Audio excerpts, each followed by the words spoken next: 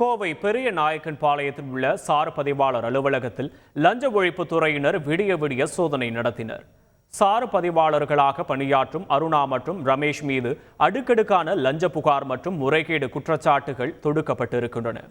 இந்நிலையில் லஞ்ச ஒழிப்புத்துறை ஏடிஎஸ்பி தலைமையிலான 5க்கும் மேற்பட்ட போலீசார் சார் பதிவாளர் அலுவலகத்திற்குள் நுழைந்து அதிரடி சோதனை நடத்தினர். அப்போது காரை எடுத்து தப்பியோடிய அருணாவை அதிகாரிகள் துரத்தி சென்று பிடித்த நிலையில் காருக்குள் இருந்து 2,80,000 ரூபாய் பணத்தை பறிமுதல் செய்து விசாரணை நடத்தி வருகின்றனர்.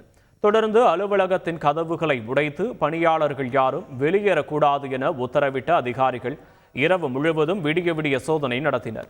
காலை 7 மணி அளவில் முடிந்த இந்த சோதனையில் கணக்கில் வராத 2,80,000 ரூபாயை பறிமுதல் செய்த லஞ்ச ஒழிப்புத்துறை போலீசார் சார் பதிவாளர் அருணாவை விசாரணைக்கு ஆஜராகுமாறு உத்தரவிட்டு சென்றனர். செய்திகளை உடனுக்குடன் தெரிந்து கொள்ள உடனே சப்ஸ்கிரைப் பண்ணுங்க.